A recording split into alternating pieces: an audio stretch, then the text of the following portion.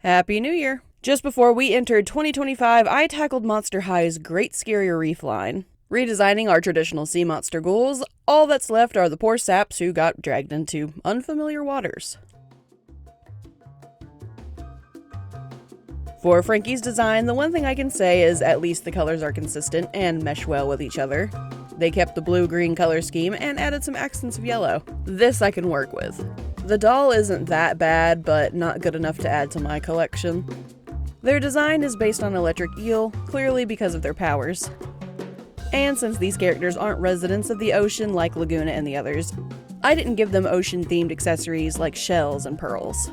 Instead, I took a more classic beach day approach. For my redesign, I actually kept a lot from the original. The hair is pretty much the same, I just changed the silhouette. A high ponytail that flows down. In the box art, they of course have a lot more movement and flow to the hair, something you can't really achieve on a doll.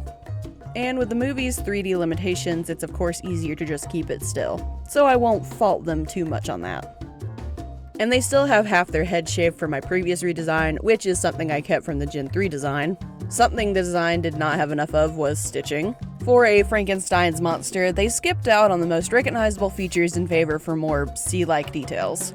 If you look at my original redesign, I did keep Gen 3 Frankie's prosthetic leg, and I didn't keep it in this one. I honestly just couldn't find a way to make it work. The only thing I could really think of is kind of like a jointed tail, but it looked a little too doll-like. For their outfit, you guys know how I feel about those ugly shirts. For Frankie, I actually took from their Gen 3 beach doll. I really like the checkered pattern with hints of yellow and made that their top. I also took the cover up but changed it to be blue with a white striped pattern. It felt fitting with the checkered print. And for their makeup, I picked various blues from their color palette, along with that yellow accent color, and came up with an eyeshadow fading into different blues and yellow eyeliner along with lipstick.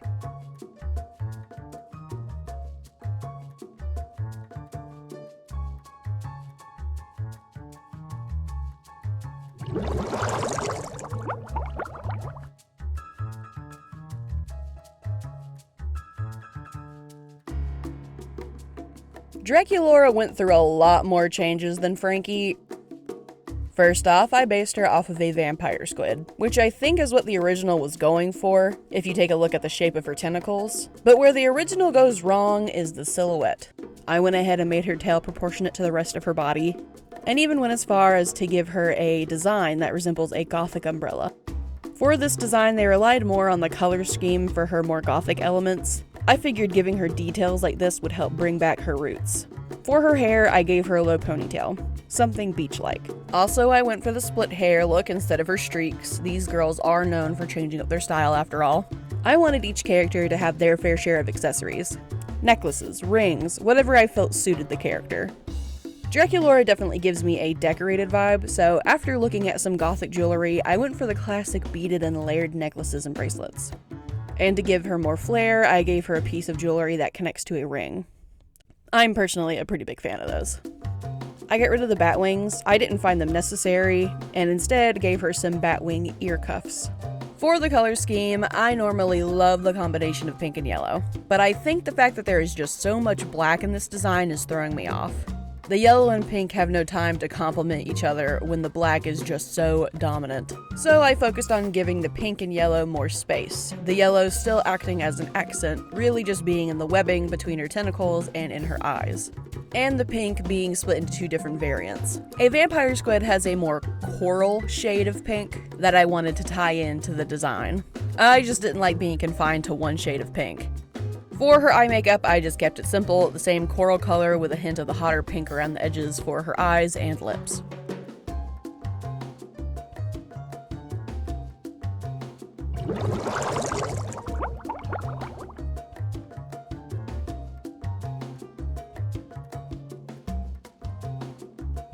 Claudine's design is the worst. First off, she is the only one they changed to have a purple skin tone. I do not understand the point of that, and with her having purple skin, she blends into the background of the movie. She already had a pretty small role. This design choice honestly made me forget she was even there. And taking a look at her tail. I know they put designs on all of them, but Claudine's is just lazy. It's giving Pop-Tart. And those fins. Ugh. I have no idea what creature she's based on, so I went with a wolf eel, which isn't the prettiest, but I'm just taking the tail, so it's fine. I like that it had a striped pattern down its body, so I took that and made them resemble more scratch markings. Along with giving her her skin tone back, I went for more natural curly hair. I think it would look good flowing in the water and gives a relaxed beach look. Clearly the design wants her to have purple. I can work with that. And with the brown, purple actually manages to complement the design. Looking into her eye makeup, there are some light pastel blues and dark navies that I pull from to have more accents. Without the lighter colors, I honestly believe this design would have been very plain. I faded her fins into this pastel purple and even put it in her hair instead of those two-tone streaks. In the navy blue and pastel blue, I moved to her top, so everything wasn't just purple. Of course, I gave her star and moon jewelry in gold. It just goes so well with her colors and, you know, werewolves, moons, you get it. Finally, for her makeup, I pulled from the original a bit. If you look closely, she has these speckles or stripes. I added them to the lower lid, made the top lid the navy color, and added some strokes of eyeliner.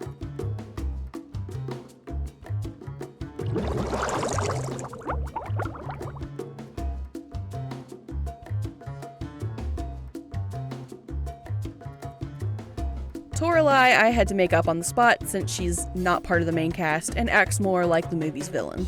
She goes between long and short hair in both Gen 1 and 3.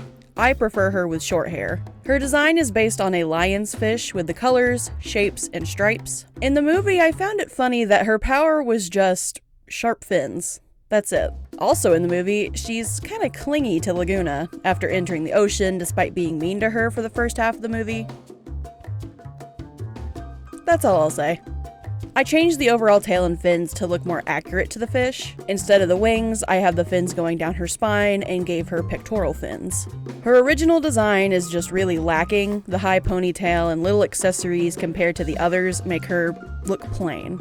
So I wanted to make sure that her design was going to be just as involved as the others. Luckily, the lionfish pattern is going to carry most of the design, resulting in going simple with the top, hair, and jewelry. Her top is strapless. I added fur to it mostly because I was going to try and keep the green accent color, but that really felt too Christmassy.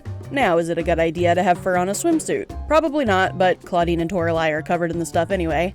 It'll work out. Toralei gives me a black jewelry vibe. She's a classic mean girl, but her style is a lot more edgy, so I felt it complemented her well. Not only that, but a couple of the pieces she's wearing has fish charms. And for her makeup, I kept with giving her stripes, just giving her some eyeliner at the top and bottom lid in the same color scheme.